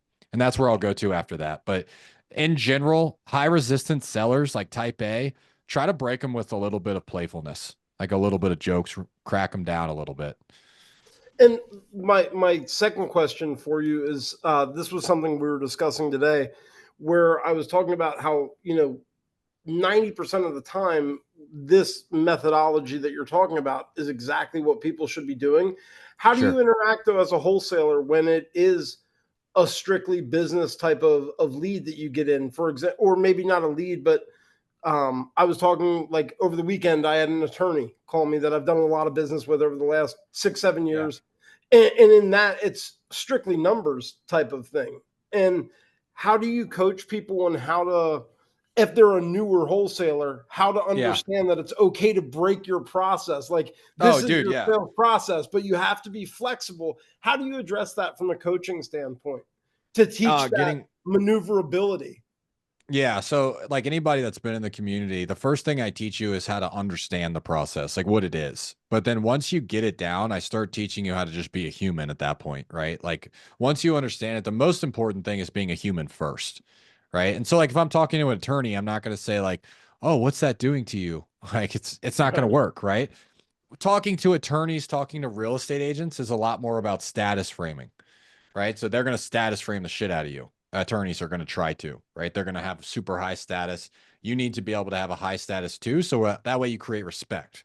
And that's how deals are done with agents and real estate attorneys, people that have big egos. So at the end of the day, like the first thing I want you to do is understand the sales process. And then once you have a fundamental understanding of it, bring your own personality to it. I always say you don't want to sound like me and you don't want to sound like Jeremy. You want to sound like Jesse, but just have those tools in your toolbox to where you can ask, consequence questions when you need to. You can get their bottom dollar needs. You can get problem awareness. And so that's what's important at the end of the day. Yeah. Thanks. Cool. Yes, sir. Anybody else? Somebody put a comment in the chat. My concern is about making offers at the end. Caesar, I would go watch the masterclass that we did because we went into exactly how to make an offer. When you're using NEPQ, you're not just throwing out a number. You're getting those needs and then you're solving that problem. And so I would go watch the masterclass from the last time. Esteban, can you send me that link? I'm going to upload it into school as well. Oh yeah. Cool. Will Did do. you guys, is the link working now, by the way? No. All right, let me It's not. But if you go into school and you look up 7-level selling, you can find it right away. Yeah, that might be a just type different in one. real estate. Okay. Well, you guys can look for it that way. But then Esteban will get the link figured out and he'll send it out to you guys. Cool. Yeah. The first one he sent for me worked. Yeah. Cool. Yeah. All right. Well, you guys go lock up some contracts. I got a couple appointments I need to go run onto as well. If you guys need me, let me know. Otherwise, everybody in the school community, I'll see you guys on Friday for the role play. When do you guys do that in school? What is the time that you do it at? Jamari, what time do we do role plays on school on Friday? 1 o'clock on Fridays. 1 o'clock Oh, right Eastern on. time. Cool. Yeah, 1 Eastern. If you guys are clients of Hustle Media or Get Sellers.io or even Remo Latinos, we're gonna send you guys a survey because we may want to add another additional call, a sales call with NPQ process apart from the one that you guys are having right now every week, and I want to understand if this is going to be huge and valuable for you guys. If it is, we can put something together so that John could come in on a weekly basis. All right. And that would be one time a week and or so on. And then I'm going to send you guys a survey just so to see how this would play out. Okay. Sounds good, guys. Thank you. Later, everybody. Thanks, If you guys Bye. loved it, please share the replay or, you guys share the next. I'm going to put it on a YouTube channel and everything. A few recap of this and also share the community, the school community with everyone that you guys know, your circle. If you guys loved it, give us a review on, the school community or in the Google reviews or whatever. And you guys loved it. Let us know exactly what you guys got the most out of it. And I'll see you guys next time. Thank you. Thank you. Later, guys. Bye. Bye-bye.